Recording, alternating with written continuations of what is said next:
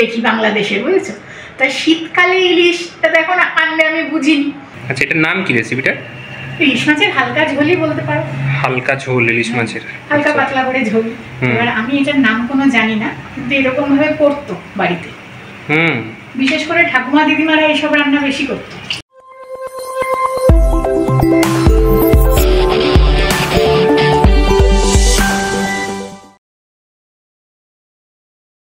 Very good morning and welcome to গানে আড্ডায়।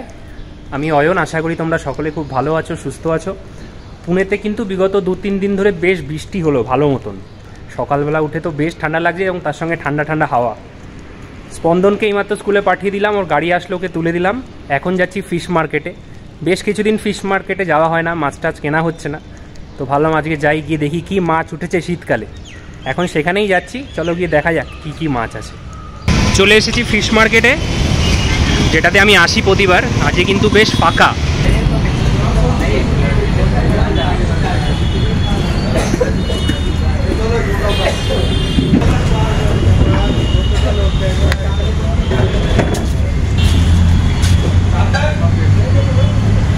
মাছ নেওয়া কমপ্লিট। এই দেখছি যে ইলিশ বসেছেন। শীতকালের ইলিশ কেমন হবে জানি না, নিয়ে নিলাম একটু রিস্ক নিয়েই। তার সঙ্গে নিলাম রূপচাঁদ মাছ আর লোটে মাছ। শিল্পী বলছিল যে লোটে মাছ পেলে নিও, লোটে মাছটা ভালো লাগলো, নিয়ে নিলাম। তো যাই হোক, অন্য মাছ নেওয়ার পরিকল্পনা করে এসেছিলাম, কিন্তু ইলিশ দেখে সেটা ক্যান্সেল হলো এবং ইলিশ মাছই নিয়ে ফিরছি। আরে আমি যখন আজকে আসলাম না, মানে যে আসছিলাম অটো করে, তখন কিন্তু তোমার বেশ ঠান্ডা লাগছিল। তখন তো বললাম এখানে দাঁড়িয়ে আছি না, ভালো ঠান্ডা হাওয়া দিচ্ছে।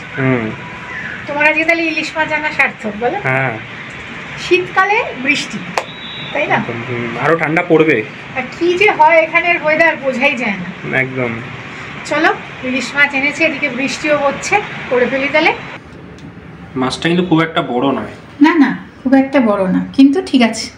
শীতকালে তো ইলিশ মাছ খাওয়া হয় না, তাই না বলো? না, হঠাৎ পেয়েছো তাই। হ্যাঁ, ভালোই ছিল, দেখলাম এরকমই ওজনের, কম বেশি 500-600 গ্রামের মধ্যে। হ্যাঁ, তাহলে একটা নিয়ে নিই। আমাদের তো আর ঘন ঘন বাজারে যাওয়া হয় না, আর ইলিশ মাছ এনে দেখবে বাসি করে খেতে ভালো লাগে না। না, তাই আজকে ইলিশ মাছ করে ফেলবো। একটু ভাজাও ভেজে নেবো, আর একটু কালো জিরে আর কাঁচা লঙ্কা ফোড়ন দিয়ে একদম হালকা করে ইলিশ মাছের একটু ঝোল করবো। আচ্ছা, 2 রকমের হবে? হ্যাঁ, ইলিশটাই আজকে করবো, আজকে আর অন্য কিছু করছি না। আচ্ছা আচ্ছা, ঠিক আছে, চলো।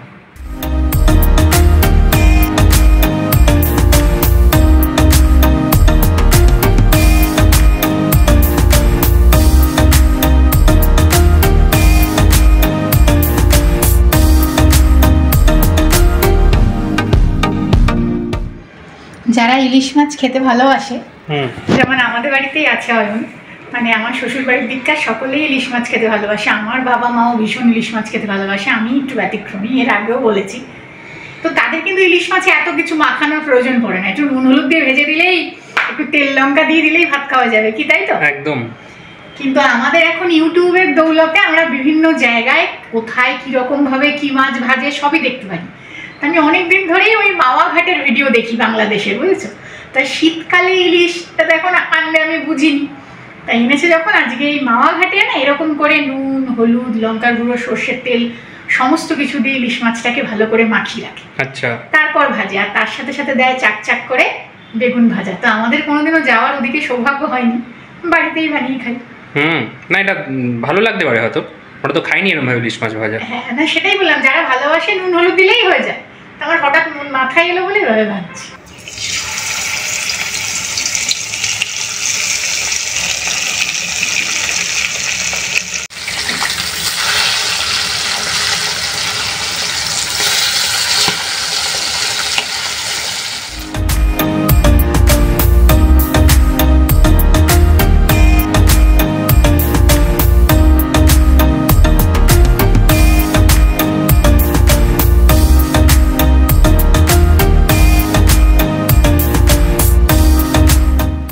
তেল উঠছে ইলিশ মাছ ভাজার।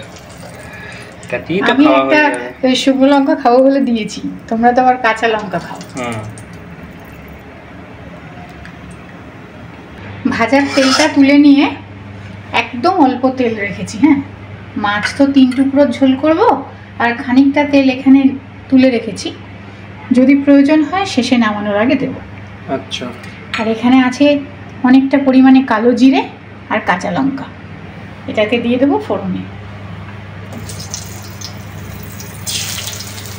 কাঁচা লঙ্কার কালো জিরাটা ভাজা হয়ে গেছে, এবার দিয়ে দেবো পরিমাণ মতো লবণ, তার সাথে সামান্য হলুদ।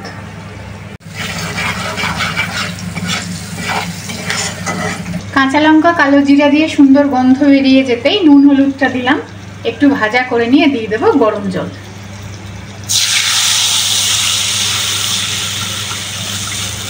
ঝোলটা যখন ভালো করে ফুটবে তখন এই কাঁচা মাছগুলোই দিয়ে দেবো। আচ্ছা, কাঁচাই দিয়ে দেবে? হ্যাঁ। গন্ধ বেরোবে না? না, এটা কি ইলিশ মাছ বলেই তুমি কাঁচা খেতে পাচ্ছ। আবার অনেকে আছে যে পাবদা মাছটা এরকম ভাবে দিয়ে দেয়, আমরা পাবদা মাছ খেতে পারবো না।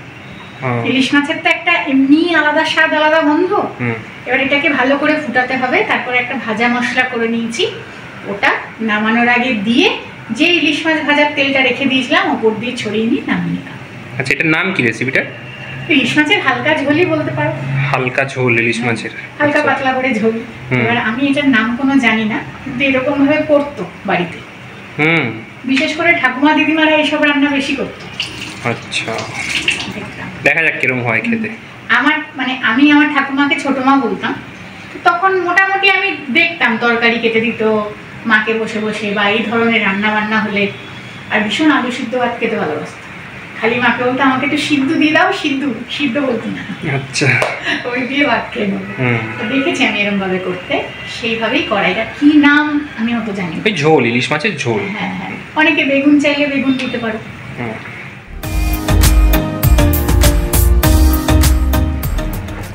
10 মিনিট মতো ফুটিয়ে নিলাম। এরবারে দিয়ে দেবো একটা কাঁচা লঙ্কাকে আবার চিড়ে রেখেছি, কাঁচা লঙ্কা চেরাটা। আর এখানে হচ্ছে গিয়ে ধনে, জিরে, শুকনো লঙ্কা, তেজপাতা একসাথে নেড়ে গুঁড়ো করা আছে, এই ভাজা মশলাটা। আর তার সাথে ইলিশ মাছ ভাজার তেলটা। কাঁচা লঙ্কার ঝালে শিশাতে খেতে হবে কিন্তু। তাই? একদম, কাঁচা লঙ্কা দিলে কিন্তু বেশ ঝাল। আমি পারবো, তোমার ছেলে পারবে তো? ও ঠিক খেয়ে নেবে, একটু কষ্ট হলেও ঠিক খেয়ে নেবে, ওকে নিয়ে চিন্তা নেই। তাহলে রেসিপি রেডি? হ্যাঁ। আচ্ছা,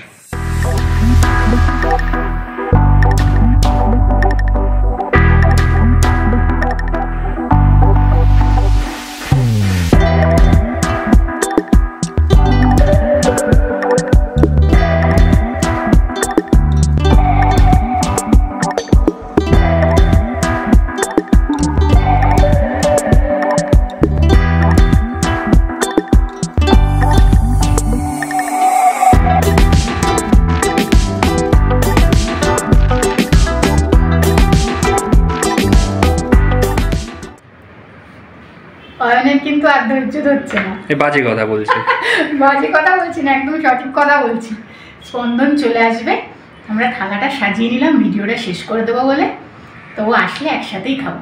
ভালো খাবার হলে ওর জন্য একটু অপেক্ষা করি, আর সাদা মাটা রান্না হলে অনেকদিন খেয়ে নিই, অনেকদিন একসাথেও খাই। আর ও ভালোবাসে তো ইলিশ মাছ। হ্যাঁ, তবে দুপুরের খাওয়াটার চেষ্টা করি 3 জনে মিলে একসাথে বসেই খেতে। তো যাই হোক, এখানে কিন্তু দুটো করে মাছ রাখা আছে। তোমরা কিন্তু দেখলে আমি 3টে ভাজা আর 3টে ঝোলেরই করেছি। এটা কিন্তু থাম্বনেলে ছবি দেবো বলে। একদম দেখতে ভালো লাগে না, ভরা লাগে জিনিসটা। বাসনগুলো ভরা লাগে, পাত্রগুলো। তো যাই হোক, ভিডিওটা তাহলে আজকে এখানেই শেষ করি। পরের দিন আবার দেখা হচ্ছে খুব শিগগিরই নতুন ভিডিও।